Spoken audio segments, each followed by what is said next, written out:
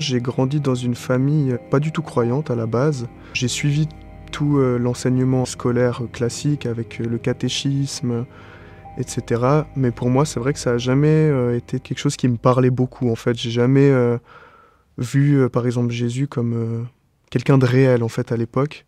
J'ai quand même une enfance assez troublée, assez agitée, disons. Mes parents m'ont souvent dit que voilà, c'était compliqué, j'avais beaucoup d'angoisse, de peur, etc. Et ça s'est un peu perpétué sur toute ma vie. J'ai commencé à me poser assez rapidement des questions. Voilà, je pense que beaucoup de gens se posent. D'où on vient, pourquoi on est sur Terre, est-ce qu'il y a quelque chose après la mort? Et c'était toutes des questions qui sont venues assez rapidement pour moi. J'ai très vite été assez submergé par tout ça parce que je trouvais pas de réponse et puis ça créait de nouveau de plus en plus d'angoisse chez moi. Et du coup, j'ai assez vite été suivi par des thérapeutes, de la médecine alternative, etc. Donc, c'est vrai que dans ma vie, j'ai testé un peu tout en fait, dans ces médecines alternatives, dans l'ésotérisme beaucoup. Donc je suis passé par, voilà, la kinésiologie, j'ai fait le pendule, j'ai même touché au secret, j'ai eu affaire à des gens qui pratiquaient même un peu du chamanisme et cetera. Et ça, ben, en fait, j'ai remarqué que ça m'aidait, plutôt, sur le moment, c'était très momentané. C'était un peu les montagnes russes en fait, ça allait bien, enfin ça allait, normal disons et ensuite, ça redescendait et j'avais des périodes où j'étais vraiment, pas bien, beaucoup d'angoisse, de stress, d'anxiété. J'avais besoin en fait d'aller voir, ces gens, ces thérapeutes pour m'aider et il y a un thérapeute, en particulier qui m'a suivi depuis, mon enfance, ça jusqu'à mes 25 ans du coup.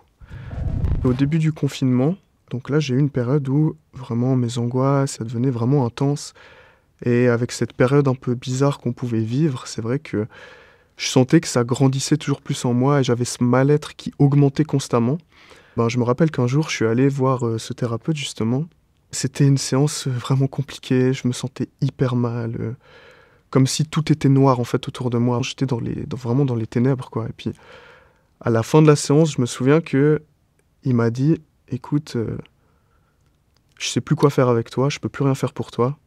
Et moi, quand j'ai entendu ça, je me suis dit: «Waouh», en fait, c'était un peu le soutien que j'avais depuis hyper longtemps et que d'un coup, en fait, même cette personne peut plus rien pour moi donc qu'est-ce que je vais faire, quoi? Il m'a dit: «Écoute, j'ai presque envie de t'envoyer voir un prêtre exorciste». Il m'a dit ça.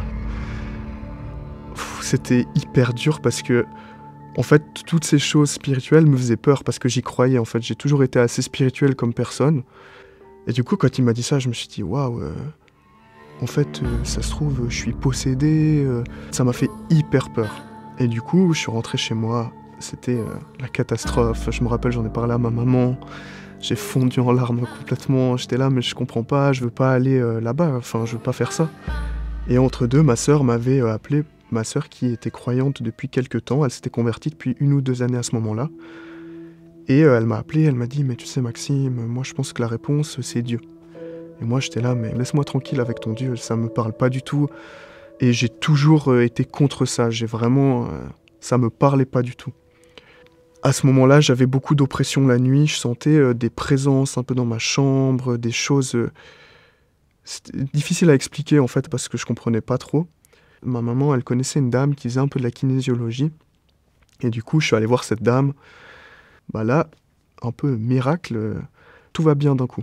Donc plus d'oppression la nuit, plus, d'angoisse et je me dis: «Purée, waouh, c'est fou, quoi» et en fait, c'était une dame qui faisait, voilà, tout ce qui était lié aux énergies, vibrations. Elle m'expliquait que la Terre, c'était, tout, en lien avec, les vibrations que ça peut émettre et que nous, on n'était plus en contact avec ça. C'est pour ça que c'était compliqué pour beaucoup de personnes, voilà et moi, c'était quelque chose qui me parlait assez parce que j'ai toujours été intéressé par, voilà, que ce soit le karma, la loi de l'attraction, donc j'ai beaucoup cherché là-dedans.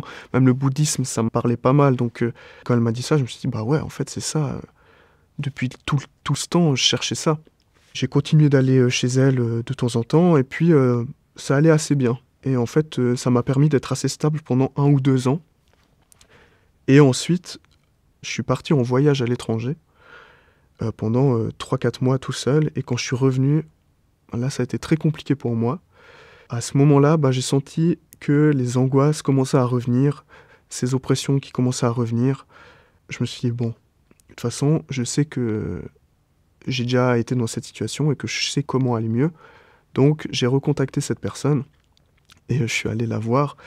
Et entre-temps, ça avait un peu changé ses pratiques et c'était assez spécial. Donc je me souviens, elle me disait que j'avais comme des entités en moi et puis que je devais apprendre à vivre avec, etc. C'était très spécial. Et puis quand j'ai eu cette séance, ça s'est décuplé en fait ce que je vivais. Et tout est redevenu hyper violent et hyper sombre. Et là, j'ai commencé à avoir vraiment des nuits très compliquées avec des présences de plus en plus importantes dans ma chambre. Jusqu'à un jour, en fait, où j'ai eu un espèce d'épisode, une crise d'angoisse hyper violente la nuit. Donc je me suis réveillé. J'avais vraiment l'impression que j'allais mourir, en fait. J'étais dans ma chambre, je savais plus quoi faire. J'avais des pensées qui venaient, en fait, c'était hyper spécial parce que c'était des pensées je sentais qu'ils venaient pas de moi, mais que je pouvais pas contrôler, en fait. C'était des pensées, très sombres, jusqu'à aller à des pensées suicidaires, en fait. J'ai pas dormi de la nuit, j'osais plus sortir de ma chambre, j'ai pas osé réveiller mes parents parce que je me suis dit, mais j'ai pas envie qu'ils me voient dans cet état. Et le matin, je me suis levé et ma sœur m'a écrit parce que mes parents m'avaient découvert comme ça le matin. Ils avaient dit, mais qu'est-ce qui se passe? Puis ils avaient parlé à ma sœur, du coup. Et ma sœur m'avait écrit, m'a dit, il faut que tu viennes à la maison, qu'on discute. Je me suis dit, ok, je vais y aller, même si j'ai vraiment pas envie. Je n'osais même plus sortir de chez moi, c'était hyper spécial. Juste de prendre la voiture 5 minutes, j'osais pas. C'était comme si j'allais mourir, en fait, tout le temps. Et du coup, je suis allé chez elle, et puis là, elle m'a dit, écoute, Maxime, ça fait 10-15 ans que tu vis comme ça, tu peux plus continuer comme ça. Puis je lui ai expliqué en fait tout ce que je vivais, avec ces pensées qui venaient, ces espèces d'oppression que j'avais autour de moi, dans ma chambre, que j'ai l'impression qu'il y avait vraiment des choses qui étaient là. Et là, ma sœur, elle me dit, tu sais Maxime, ce que tu me dis, c'est pas faux. C'est quelque chose qui existe, t'es pas fou. C'est possible qu'il y ait des choses qui soient là, et c'est pas ton imagination. Et du coup, là, je me suis dit, purée, waouh, ça m'a fait un peu du bien parce que je me suis dit, c'est pas moi qui deviens complètement fou. Elle m'a parlé de Dieu et moi j'ai dit, mais je comprends pas comment croire en fait. J'arrive pas à croire, c'est quelque chose qui me parle pas du tout, j'ai pas envie de croire. Elle m'a dit, mais tu sais, moi, ça m'a sauvé. Je me suis dit, ok, je veux bien donner une chance à ça. Dieu, il fait bien les choses parce qu'il a commencé à mettre des gens dans ma vie exactement au bon moment. Donc, en l'espace d'une semaine, j'ai revu 2 anciens amis à moi, que ça faisait très longtemps que j'avais plus vus. Et les 2 m'ont parlé de Dieu, les 2 étaient croyants.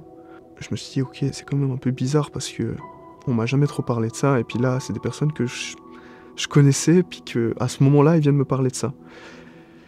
Et là, j'ai commencé à lire la Bible. Ma sœur m'a recommandé de lire la Bible. Moi, je lisais la Bible, je comprenais pas grand-chose. J'ai vraiment commencé à essayer de prier, en fait, et à demander à Dieu de se révéler à moi, parce que j'y croyais pas. Je lui ai dit, mais moi, j'ai besoin que tu me montres, en fait, que t'es là.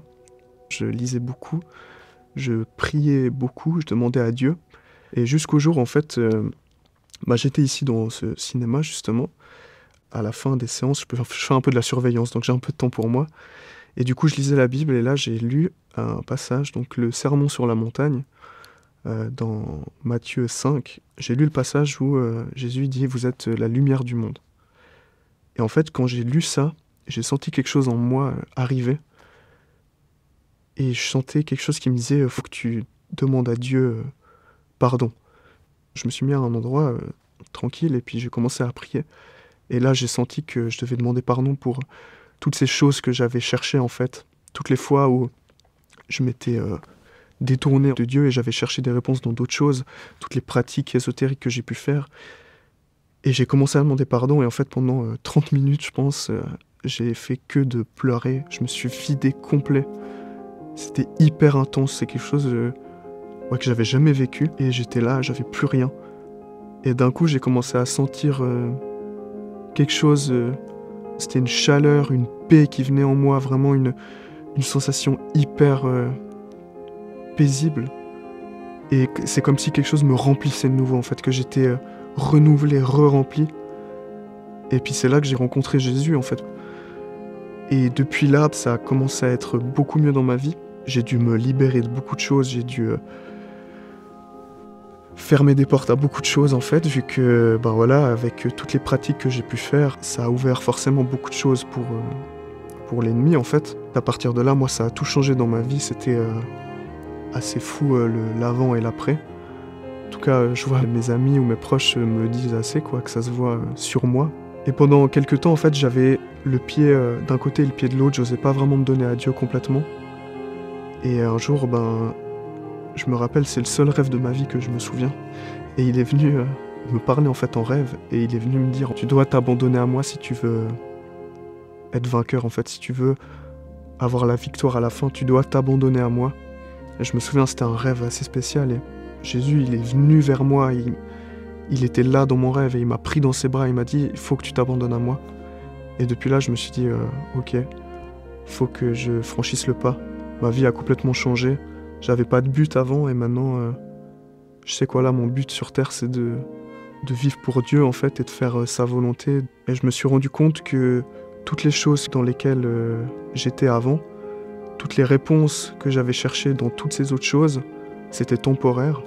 Quand Jésus il est venu à moi et qu'il s'est révélé à moi, j'ai compris que Jésus en fait il était éternel et que il n'y a que en lui que je pouvais vraiment avoir la paix. Et ouais, ça a complètement changé ma vie.